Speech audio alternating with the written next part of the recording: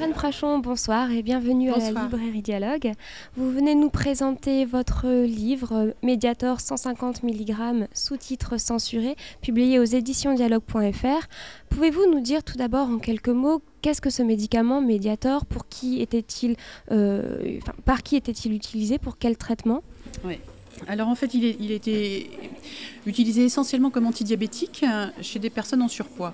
C'est un traitement adjuvant, c'est-à-dire que c'est une efficacité modeste, mais bon, qui a certainement parfois aidé certains diabètes à mieux s'équilibrer. Ça a été très longtemps utilisé aussi chez des personnes qui ont un peu trop de gras dans le sang, mais alors là, ça marchait vraiment pas bien du tout et vraiment très peu efficace. Donc c'est un traitement adjuvant, c'est-à-dire un peu d'appoint dans le traitement du diabète chez des gens en surpoids. Ça, c'est les indications officielles. Et puis, en fait, dans la réalité, ça a été massivement utilisé comme coupe-faim, parce que c'était un des derniers coupe-faim d'une grande famille assez efficace qui a été interdite parce qu'elle était toxique en 1997. Pendant combien de temps a-t-il été commercialisé et pris par des patients ? 30 ans. Un petit peu plus, 33, je crois. Comment vous est-il venu la puce à l'oreille qu'il y avait peut-être un problème avec ce médicament et qu'il pouvait être nocif ? En fait, c'est un petit peu ce que je raconte dans le prologue du livre, parce que dans mes années de formation comme médecin, j'étais dans un service qui était spécialiste d'une maladie pulmonaire rare, et l'isoméride, qui est le cousin du Mediator, à ce moment-là, on s'est aperçu qu'il y avait une toxicité de l'isoméride, et moi j'ai assisté à toute cette mise en évidence, cette toxicité, des mécanismes qui ont abouti à l'interdiction de l'isoméride, et j'ai appris qu'il restait sur le marché, commercialisé par le même laboratoire, un médicament proche, dont on ne savait pas grand-chose, mais qui en faisait râler certains, notamment des revues indépendantes comme Prescrire. Donc c'était quelque chose que j'avais un petit peu en fond d'écran, mais jusqu'au jour où j'ai vu une patiente qui souffrait d'une complication pulmonaire rare et qui était exposée au Mediator. Et là, j'ai décidé d'aller un petit peu plus loin et d'en avoir le cœur net. Voilà. Quelles ont été vos plus grandes difficultés pour faire admettre la nocivité de ce médicament ?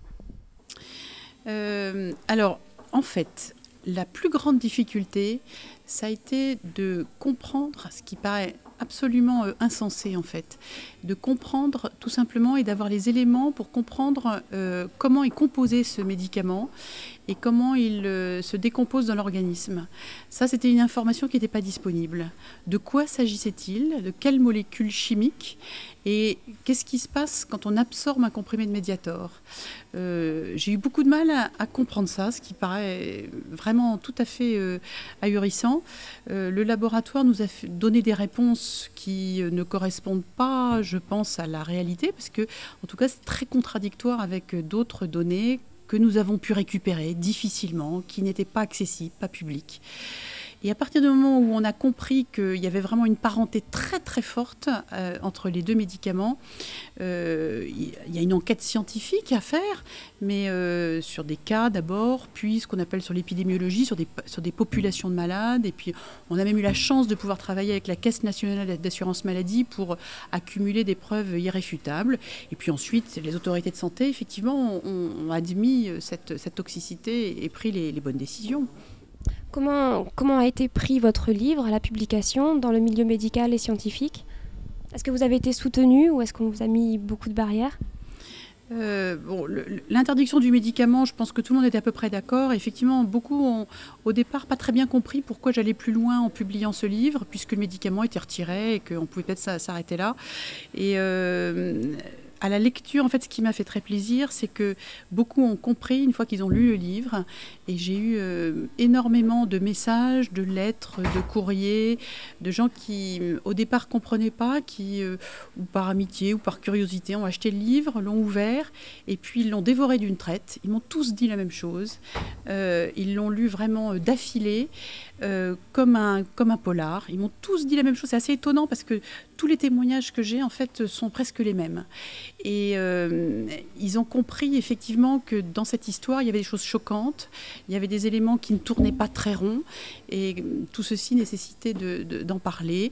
Et puis la deuxième chose, c'est que des victimes se sont reconnues en lisant ce livre et ont compris pourquoi elles étaient malades, pourquoi les valves de leur cœur avaient été détruites.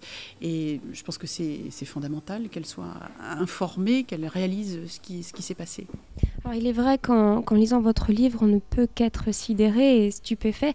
Et vous l'écrivez vraiment de manière abordable pour tout le monde, pas forcément avec des termes trop scientifiques. C'était votre souhait, justement, de vous adresser au plus grand nombre? Oui, c'est vraiment mon idée, était de m'adresser d'abord aux personnes qui ont absorbé du Mediator. Donc, ce ne sont pas des médecins. Et ce sont même souvent des gens qui n'ont peut-être pas l'habitude de lire facilement des livres. Donc, je voulais un livre court et qui soit simple. Et puis, l'histoire est assez simple. Et finalement, l'histoire scientifique est simple, entre guillemets, parce que il y a des choses très compliquées dans la science et dans la médecine, mais là, vraiment, c'est assez simple.